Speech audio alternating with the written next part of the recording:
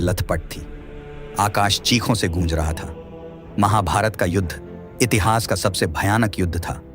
ऐसे योद्धा जिनके क्रोध ने धरती को हिलाकर रख दिया, जिनके युद्ध कौशल ने देवताओं को भी दंग कर दिया, जिनकी कहानियां रोंगटे खड़े कर देती हैं।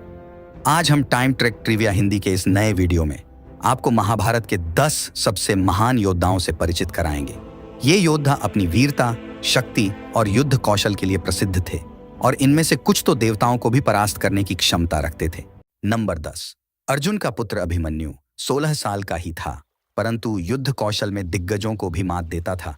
अभिमन्यु की सबसे बड़ी वीरता थी चक्रव्यूह को तोड़ना। यह एक जटिल युद्ध रचना थी जिससे बाहर निकलना लगभग असंभव माना जाता था।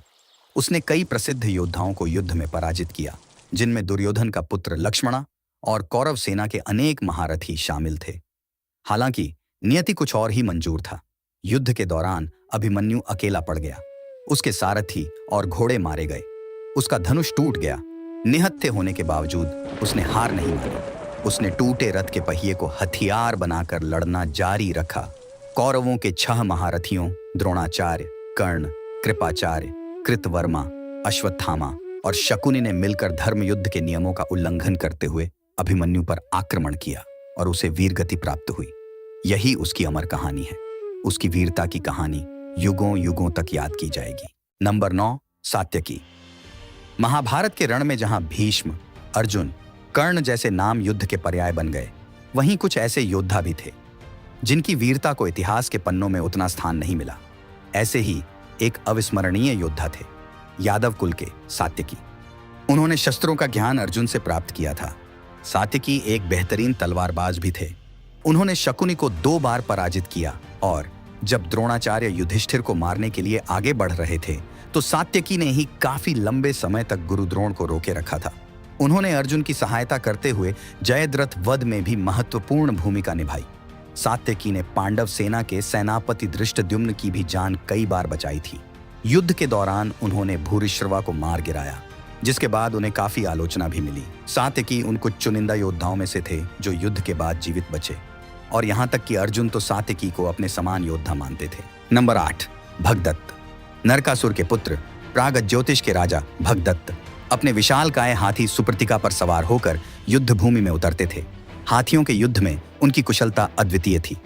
उनका हाथी सुप्रतिका विशाल, शक्तिशाली और लगभग अपराजेय था। सुप्रतिका इंद्र के ऐरावत के समान बलशाली था। वृद्धता के बावजूद भगदत्त में अदम्य वीरता का वास था। कुरुक्षेत्र युद्ध में वे सबसे वरिष्ठ योद्धाओं में से एक थे, शायद भीष्म और द्रोणाचार्य से भी अधिक। उनका सामर्थ्य ऐसा था कि वे भीम और घटोत्कच जैसे शक्तिशाली योद्धाओं को भी परास्त कर सकते थे। उनके पास एक अमोघ अस्त्र था जिसे स्वयं भगवान विष्णु ने उन्हें प्रदान किया था, वैष्णव अस्त्र। यह अस्त्र अपनी दिव्य शक्ति के कारण किसी भी लक्ष्य को भस्म कर सकता था। भगदत्त ने इस अस्त्र का प्रयोग अर्जुन के विरुद्ध किया, परंतु भगवान कृष्ण ने अपने चमत्कार से इस अस्त्र को माला में बदल दिया। नंबर 7, घटोत्कच। घटोत्कच भीम और राक्षसी हिडिंबा का बेटा था। उसकी मां के कारण वह आधा राक्षस था, जिससे उसे कई मायावी शक्तियां मिली थीं। वह उड़ सकता था, अपना रूप छोटा या बड़ा कर सकता था और अदृश्य भी हो सकता था। उसने कई राक्षसों को मारा, जिनमें अलंबुशा और बहुत सारे विशालकाय असुर भी शामिल थे। दुर्योधन ने कर्ण से घटोत्कच को मारने की गुहार लगाई, क्योंकि घटोत्कच के हमलों से पूरी कौरव सेना नाश के कगार पर पहुंच चुकी थी। कर्ण के पास भगवान इंद्र द्वारा दिया गया वासुकी शक्ति नाम का दिव्य अस्त्र था, लेकिन वह इसे सिर्फ एक बार ही इस्तेमाल कर सकता था और कर्ण इसे अपने प्रतिद्वंदी अर्जुन के लिए बचाकर रखना चाहता था। मगर दुर्योधन को मना नहीं कर पाने के कारण कर्ण ने वासुकी शक्ति का इस्तेमाल करके घटोत्कच को मार डाला। ऐसा कहा जाता है कि जब घटोत्कच को लगा कि वह मरने वाला है तो उसने बहुत बड़ा रूप धारण कर लिया। उसका विशाल शरीर गिरने पर कौरव सेना की एक अक्षौहिणी सैन्य दल उसके नीचे दबकर मर गई। घटोत्कच के मरने पर भगवान कृष्ण खुश थे, क्योंकि अब कर्ण के पास अर्जुन के खिलाफ इस्तेमाल करने के लिए वासुकी शक्ति नहीं बची थी। नंबर 5, भीम। वायु देवता ने कुंती और पांडु को पुत्र प्रदान किया और भीम का जन्म हुआ। 10,000 हाथियों के बल से समृद्ध उसकी गर्जना युद्ध भूमि पर कंपन पैदा कर देती थी। गदा युद्ध में वह दुनिया के सबसे बेहतरीन और कुशल योद्धाओं में से एक था और साथ ही एक महान पहलवान भी था। भीम को कृपाचार्य और द्रोणाचार्य ने शिक्षा दी थी। बचपन से ही भीम की कौरव, खासकर दुर्योधन के साथ दुश्मनी चलती थी। द्रोणाचार्य और कृपाचार्य के मार्गदर्शन में वह एक अजेय योद्धा बन चुका था, जिसके रौद्र रूप से खलनायकों के रोंगटे खड़े हो जाते थे। उसने हिडिंबा और बकासुर जैसे कई राक्षसों का वध किया। जरासंध, मगध का शक्तिशाली राजा, अपनी अत्यधिक शक्ति के लिए जाना जाता था। भीम ने जरासंध को कुश्ती में पराजित किया और उसे बीच से फाड़कर मार डाला। किचक द्रौपदी को परेशान करने का प्रयास करता था। भीम ने उसे फर्श पर पटक पटक की मार डाला। कुरुक्षेत्र युद्ध में भीम ने 100 के 100 कौरव भाइयों को मार डाला। युद्ध के अंतिम दिन भीम ने दुर्योधन से युद्ध किया और अपनी गदा से उसकी दोनों जंघाओं पर प्रहार किया। इस प्रकार उसने द्रौपदी के चीरहरण के समय ली गई प्रतिज्ञा को पूरा किया। नंबर 5, द्रोणाचार्य और कृपा के तप से जन्मा अश्वत्थामा युद्ध में गरजता तूफान था। उसके माथे पर अलौकिक तेजस्वी मणि जगमगाती थी, जो उसे भूख, प्यास, थकान और बीमारियों से बचाती थी, जिससे वो लगभग अजेय हो गया था। अश्वत्थामा के पास दिव्य अस्त्रों का भरमार था। उसके तरकश में ब्रह्मांड को नष्ट करने वाला ब्रह्मास्त्र और सृष्टि को लील लेने वाला नारायणास्त्र जैसे महाविनाशकारी शस्त्र थे। युद्ध के 14वें दिन उसने राक्षसों की एक पूरी सेना को मार डाला, जिसमें घटोत्कच का पराक्रमी बेटा अंजना पर्वन भी शामिल था। उसने घंटोत्कच को भी हरा दिया और उसके माया जाल को तोड़ दिया। साथ ही उसने घटोत्कच की एक अक्षौहिणी सेना को भी नष्ट कर दिया था। अश्वत्थामा का सबसे कुख्यात कार्य युद्ध के 18वें रात का ढावा था, जहां उसने सोते हुए द्रौपदी के पुत्रों का भीषण हत्याकांड किया था। वहां उसने धृष्टद्युम्न और शिखंडी को भी मार डाला, जो कि युद्ध के नियमों के विरुद्ध था। नंबर 4, गुरु द्रोणाचार्य, कौरवों और पांडवों के राजगुरु। गुरु द्रोण, वो महान गुरु युद्ध कलाओं और रणनीतियों में निपुण थे और युद्ध के सभी रूपों में अत्यधिक कुशल थे। उनकी युद्ध तकनीक इतनी सटीक और घातक थी कि मानो वह युद्ध के मैदान पर एक शतरंज का खेल खेल रहे हों। गुरु द्रोण एक से बढ़कर एक दिव्य अस्त्रों के झांता थे। परशुराम ने उन्हें दिव्यास्त्रों की गहन विद्या सिखाई, जिसमें उन अस्त्रों को बुलाने और वापस लेने के मंत्र भी सम्मिलित थे। द्रोण की शस्त्रागार में ब्रह्मास्त्र, ब्रह्मशिर, नारायणास्त्र, रुद्र, अग्नेय, वज्र जैसे अनेक शक्तिशाली अस्त्र थे। उनके पास ब्रह्मा की अजेय खड्ग भी थी, जिसे देवताओं ने असुरों के संहार के लिए निर्मित किया था।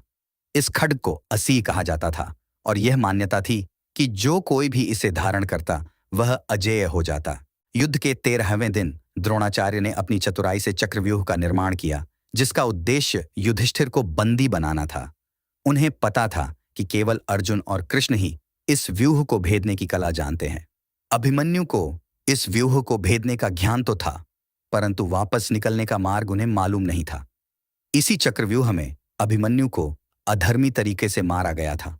गुरुद्रोण ने ब्रह्मास्त्र जैसे दिव्यास्त्रों का प्रयोग सामान्य सैनिकों के खिलाफ किया, जो कि युद्ध नीति के अनुसार अनुचित था।